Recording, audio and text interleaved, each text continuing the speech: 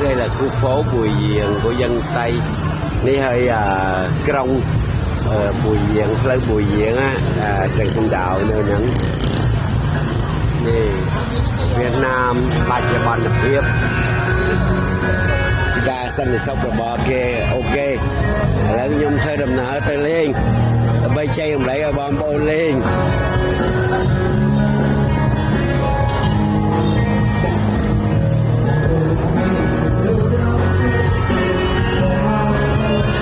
Bùi Viện.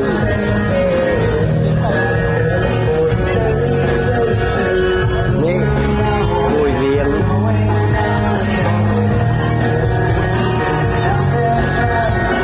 Người ta tha Việt Nam mà.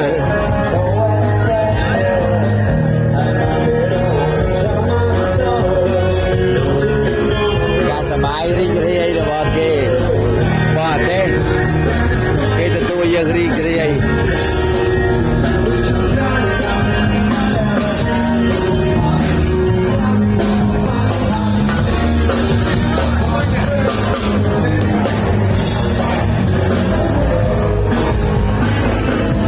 Bùi Viện, Việt Nam.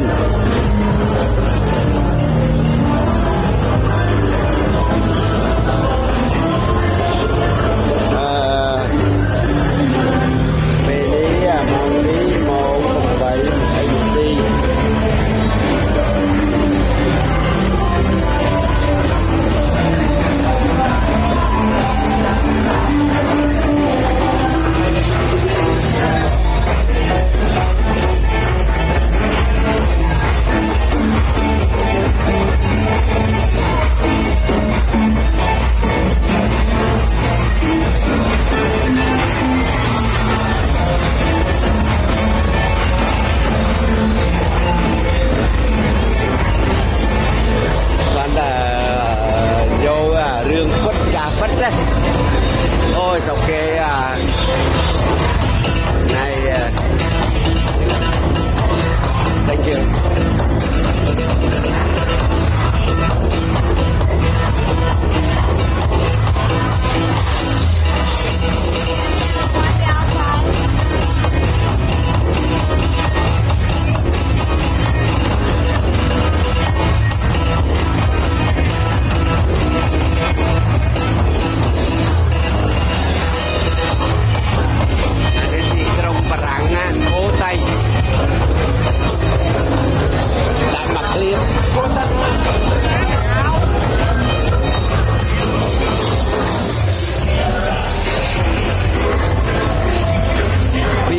Mình Đông Việt Nam, mình ra bia Sài Gòn, bia Việt. Ok, thank you.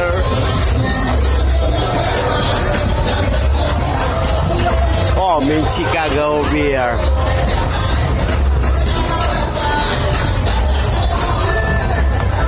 Cái bênนั้นcáiตัวเระแตะជាមួយយើង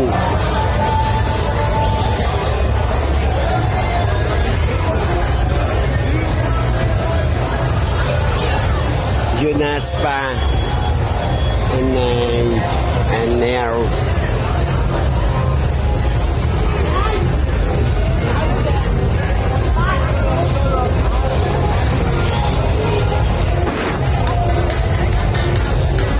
chầm rau chia xa màu tê cho lên nơi tì đi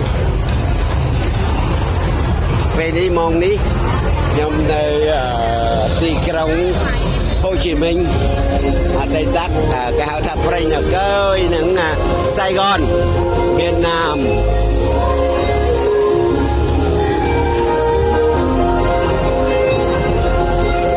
Đời xì cái lý ghê đi bè ong Cabana ba rồi mình thuộc phép nha.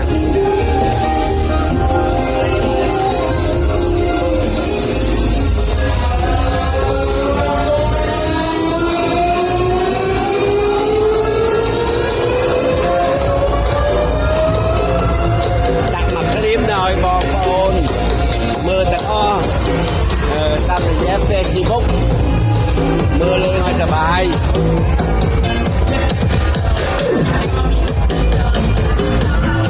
bên là camera phía xa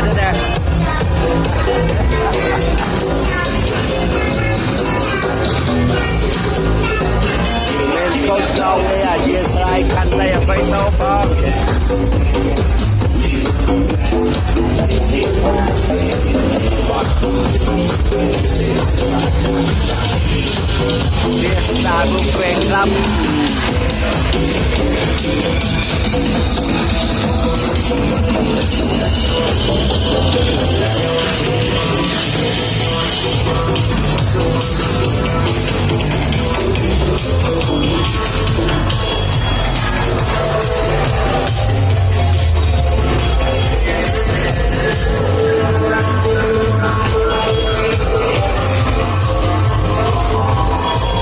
ការទទួលស្វាគមន៍រីករាយភ្ញៀវទេសចរ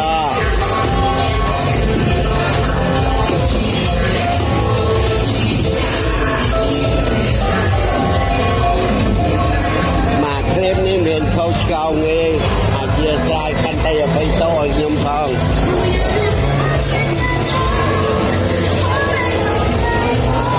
ជួយផ្សាយពាណិជ្ជកម្មគេផងមកទៅមកវៀតណាមបើសិនណាមិនមកឈ្លានមកលេងសុកគេ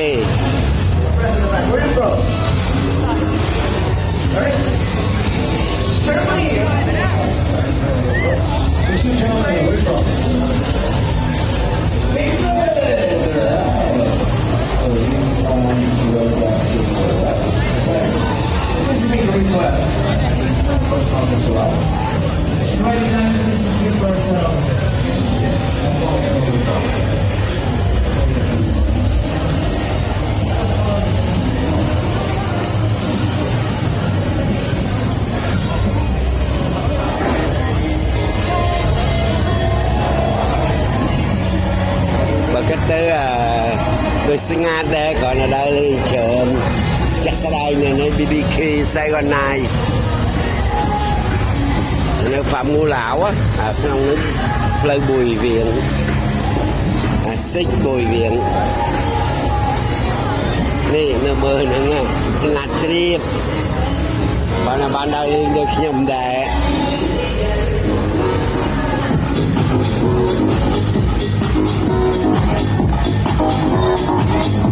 មកមួយក្នុងចក្រមទេសចរដាច់យាយដូចខ្ញុំអញ្ចឹង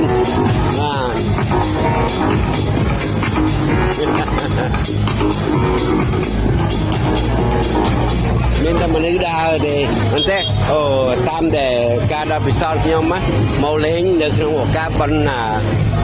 Merry Christmas Happy New Year អូខេNoel សប្បាយច្រើនមែនអាចច្រកនេះ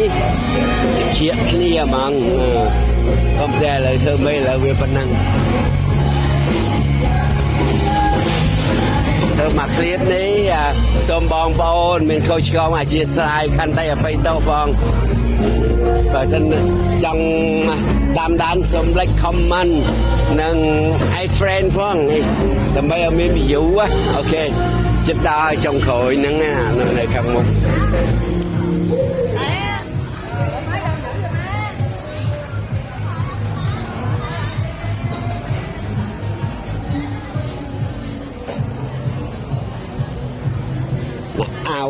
អាវផាយអាវយ៉ាយវៀតណាមហ៎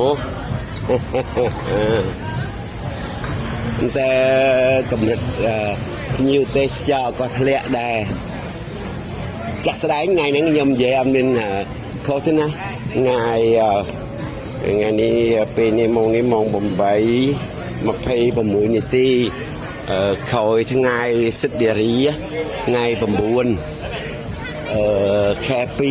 2025សូមបញ្ចប់តំណែងនេះបាទសុខចម្រើនទាំងអស់គ្នារាត្រីសួស្តី